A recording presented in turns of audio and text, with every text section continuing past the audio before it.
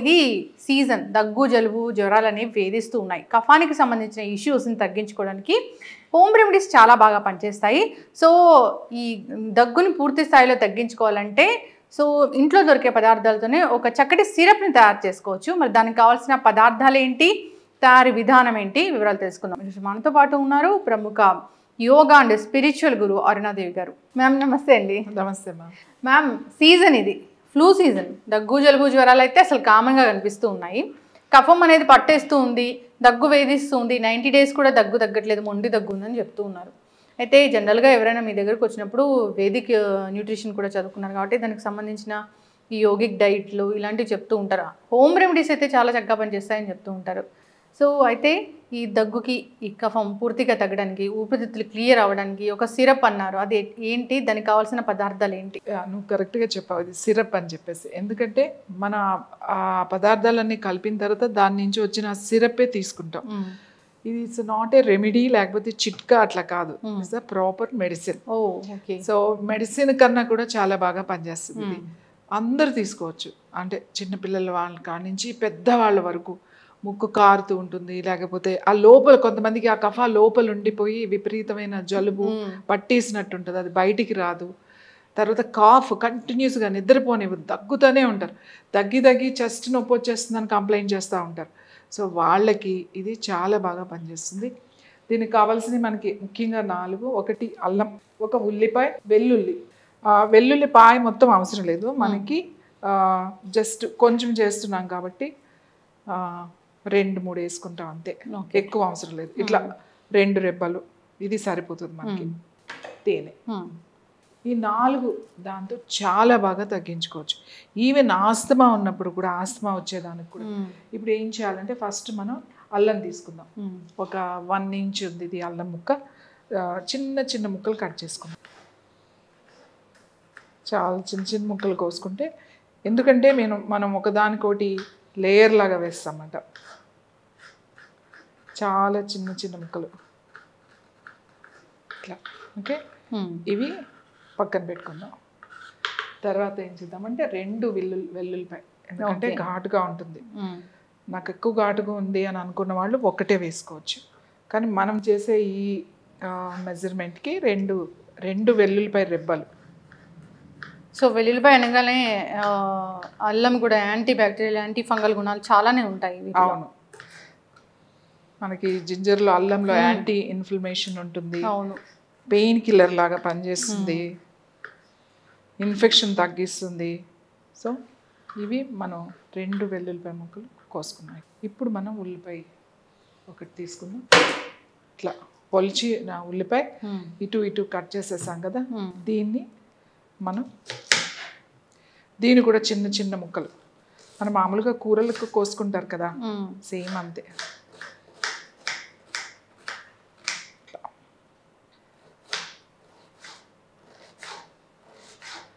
చిన్న చిన్న ముక్కలకి 1 ఉల్లిపాయ కంప్లీట్గా పడుతుంది మనకి. సో ఇలా కట్ చేసుకుని 1 ఉల్లిపాయ, మీడియం సైజ్ ఉల్లిపాయ, 1 inch అల్లం ముక్కలు చిన్న చిన్నగా తరిగినవి, అలాగే 2 వెల్లుల్లిపాయ రెబ్బలు. వెల్లుల్లిపాయలు కాదు, 2 రేఖలు అంటాం కదా, 2 ఇవి ఇలా సన్నగా కట్ చేసుకున్నాం.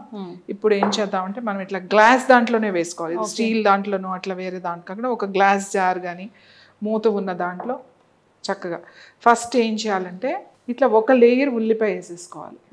ఓకే, తర్వాత అల్లం ముక్కలు వేసుకోవాలి. ఇలా కొంచెం కొంచెం వేసుకోవాలి. తర్వాత మనం వెల్లుల్లిపాయ ముక్కలు వేసుకోవాలి. ఓకే, ఇప్పుడు కొంచెం తేనె, ఇట్లా తేనె. ఓకే, మళ్ళీ ఉల్లిపాయ ముక్కలు, ఇది 1 లేయర్. ఇప్పుడు తర్వాత మళ్ళీ అల్లం ముక్కలు, మళ్ళీ నెక్స్ట్ ఇవి వెల్లుల్లిపాయ, తర్వాత మళ్ళీ 1 స్పూన్, చిన్న స్పూన్ తేనె, మళ్ళీ వెల్లుల్లిపాయ, మళ్ళీ ఉల్లిపాయలు. ఇది చాలా చాలా బాగా పనిచేస్తుంది. ఎప్పటి నుంచో చాలామంది ఆస్తమా ఉన్న వాళ్ళు చాలా సఫర్ అవుతారు. ఆ ఊపిరాడక పిల్లి కూతలు నక్క కూతలు వాళ్ళు పడుకుంటే నిద్రపోనివ్వరు. సో మళ్ళీ మనం కొంచెం వెల్లుల్లిపాయలు, తర్వాత మళ్ళీ మంచి తేనె కూడా మంచి తేనె తీసుకోండి. ఇంకా ఉన్నవి మనకు లాస్ట్ లేయర్ ఇవి మొత్తం ఉన్న ముక్కలన్నీ వేసేసుకోవాలి. ఈ ఒక ఉల్లిపాయకి నేను చెప్పిన మెజర్మెంట్సే సరిపోతాయి. ప్రతి లేయర్కి 1 టీ స్పూను మనం వేస్తాం. ఇంక ఇది లాస్ట్ కదా, మొత్తం ఇట్లా లేయర్స్ వేసాం. ఇప్పుడు ఇది ఏం చేయాలంటే మనం దీన్ని కదిలించకుండా ఈ గ్లాస్ని చక్కగా ఒక పక్కన పెట్టేసేయాలి. దీన్ని కవర్ చేసేసి మూతను కదిలించొద్దు. మీరు దీన్ని కదిలించకుండా సపోజ్ నైటే కూడా చేసి పెట్టేసుకోవచ్చు. ఒక 3 అవర్స్ దీన్ని కదిలించొద్దు. దీన్ని ఇలానే ఉంచేస్తే ఏమవుతుంది అంటే ఇదంతా ఒక లిక్విడ్ లాగా వస్తుంది. మీకు ఈ ముక్కలు అందులోనే ఉంటాయి కానీ లిక్విడ్ వస్తుంది అన్నమాట. ఆ లిక్విడే మనం యూజ్ చేస్తాం. ఈ ముక్కలనేవి మనం ఏం తినము, ఆ ముక్కలు అలానే ఉంటాయి. ఏదైతే అదంతా వాటర్, ఈ ఉల్లిపాయలో ఉన్న రసం, ఈ తేనె, ఆ అల్లంలో ఉన్నది, తర్వాత ఆ వెల్లుల్లిపాయలో ఉన్నది అంతా కూడా మంచిగా దీన్ని మనం కదిలించకుండా అలా పెట్టేసేయాలి. ఒక 3 అవర్స్ పెట్టేస్తే ఆ లిక్విడ్ వస్తుంది మంచిగా. అప్పుడు దాన్ని 3 గంటల తర్వాత దాన్ని కొంచెం ఇట్లా అని ఒక స్పూన్, అంటే ఆ లిక్విడ్ వచ్చిన లిక్విడ్ని ఇలా స్పూన్తో తీసుకుని తాగాలి. ఓకే. ఈ ముక్కల్ని ఏం తినొద్దు. ఇది మీకు పాడవకుండా ఖచ్చితంగా 2-3 రోజులు ఉంటుంది. ఒకవేళ ఎవరైనా ఎక్కువ రోజులు ఉండాలి అని అనుకుంటే ఫ్రిడ్జ్లో పెట్టచ్చు. కానీ ఫ్రిడ్జ్లో పెడితే ఫ్రిడ్జ్లో నుంచి తీసిన వెంటనే తాగకూడదు. మళ్ళీ మన రూమ్ టెంపరేచర్ వచ్చిన తర్వాత మాత్రమే సిరప్ తాగాలి. మీరు ఎప్పటికప్పుడు ఇది ఫ్రెష్గా చేసుకోవచ్చు. ఇదేం పెద్ద పనేం కాదు కదా. ఇప్పటికే ఇది ఫామ్ అవుతున్నట్లు అనిపిస్తుంది. కొంచెం ఇంకొక మీకు 2 అవర్స్ అయితే 3 అవర్స్కి మీకు మంచి లిక్విడ్ వచ్చేస్తుంది అన్నమాట. ఇది ఏమీ లేదు, మీరు చక్కగా రాత్రి పడుకునేటప్పుడు ఒక 2 స్పూన్లు, పొద్దున్న లేవగానే 2 స్పూన్లు, మధ్యాహ్నం భోజనానికి 1 అరగంట ముందు 2 స్పూన్లు ఇలా తాగి పడుకుంటే నైట్ బాగా దగ్గొచ్చి మీకు అసలు నిద్రపోలేకపోతున్నారు, మధ్యలో మెలకు వచ్చేసింది అనుకోండి, లేచి మళ్ళీ ఆ లిక్విడ్ని 2 స్పూన్లు తీసుకుంటే, టీ స్పూన్తో తీసుకుంటే మీకు రిలీఫ్ వస్తుంది, పడుకుంటారు. పిల్లలకి కూడా ఇది మంచిదే. పిల్లలకి కాకపోతే ఏంటంటే ఎక్కువ 2 స్పూన్లు ఇవ్వకండి. చిన్నపిల్లలు అయితే 1 స్పూన్ ఇవ్వండి. పెద్దవాళ్ళు అయితే 2 స్పూన్లు తీసుకోండి. అది సివియారిటీని బట్టి బాగా ఎక్కువ ఉందనుకోండి ఇంకొకసారి ఎక్కువ తీసుకోవచ్చు. ఇందులో మీకు ఏమి నష్టం ఏమి లేదు. ఇవి మాత్రం ఈ ముక్కలు నమలడం తినడం మంచిది కదా అని అట్లా చేయకండి. ఆ జ్యూస్ మాత్రమే, ఆ సిరప్ మాత్రమే మీరు తీసుకోవాలి. యాక్చువల్లీ ఇది ఎక్సలెంట్ కాఫ్కి, కోల్డ్కి, ఆస్తమా ఉన్న వాళ్ళకి చాలా బాగా పనిచేస్తుంది. ఇది చాలా చాలా చాలా పాత రెసిపీ, ఏన్షియంట్ రెసిపీ అయితే. చాలామంది అంటే నా దగ్గర వచ్చిన స్టూడెంట్స్కి నేను ఇదే చెప్తా ఉంటాను. చాలామంది ఆస్తమా ఉన్న వాళ్ళకి ఊరికే కోల్డ్ వస్తుందండి, బాగా తరచూ పిల్లలు కూడా అస్తమాను కోల్డ్ అంటాడు, ఇట్లాంటి వాళ్ళకని చెప్తా ఉంటాను. చాలామంది నన్ను ఏమడతారంటే మేము ఆనియన్ తినమండి, గార్లిక్ తినము, మరి ఇది ఎలా తీసుకోవాలి అని అంటారు. ఇది మెడిసిన్ అండి. ఇది మీరు ఈ ఉల్లిపాయలు ఏమి నవలాల్సిన అవసరం లేదు.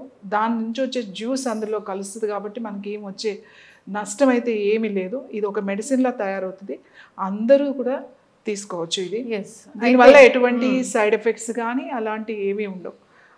మీకు వేడి చేయడము లేకపోతే ఇంకా అట్లాంటిది ఏమీ ఉండదు. పరిగడుపుని తీసుకోవాలి అట్లా టైమింగ్స్ ఏమైనా ఉంటాయి? అదే ప్రొద్దునే మనం లేచిన తర్వాత కొంచెం వాటర్ అది తాగుతాం కదా, తర్వాత 2 స్పూన్లే తీసుకోవాలి. అలాగే మధ్యాహ్నం భోజనం ఇంకొక అరగంట ముందు మళ్ళీ 2 స్పూన్లు, రాత్రి మళ్ళీ 2 స్పూన్లు, భోజనం అయిన తర్వాత అయినా పడుకునే ముందైనా తీసుకోవచ్చు. ఎక్కువ ఉంటే 3 పూట్ల, కొంచెం ఉందనుకోండి ప్రొద్దున సాయంకాలం తీసుకుంటే సరిపోతుంది. మనకి సివియారిటీ తగ్గుతున్న కొద్దీ ఇది తీసుకునే డోసేజ్ కూడా తగ్గుతూ వస్తుంది. ఒకవేళ ఎక్కువగా ఉన్నప్పుడు ఈ డోసేజ్ మనం పెంచుకుంటూ వెళ్తాం. ఖచ్చితంగా మ్యామ్, చాలా చక్కగా చెప్పారు. సో నిజంగా ఇప్పుడే ఫామ్ అవుతూ ఉంది ఆ లిక్విడ్ అనేది. సో 1 or 2 అవర్స్ అయితే కనుక ఎక్కువ క్వాంటిటీ అనేది వస్తుంది. సో మనం రేపు పొద్దున తీసుకోవాలి అంటే నైట్ ప్రిపేర్ చేసి పెట్టుకుంటే మంచిది. 1 or 2 days ఉంటుంది, మనం ఫ్రిడ్జ్లో స్టోర్ చేసుకుంటే. మార్నింగ్ కూడా ప్రిపేర్ చేసేస్తే మీకు ఈవినింగ్ మధ్యాహ్నానికి ఆఫ్టర్నూన్ కల్లా మీకు లిక్విడ్ అయిపోతుంది, ఇదంతా లిక్విడ్ వచ్చేస్తుంది. ఖచ్చితంగా మ్యామ్, చాలా చక్కగా చెప్పారు. ఇదొక రెమెడీ కాదు, ఇదొక మెడిసినే అని చెప్పారు.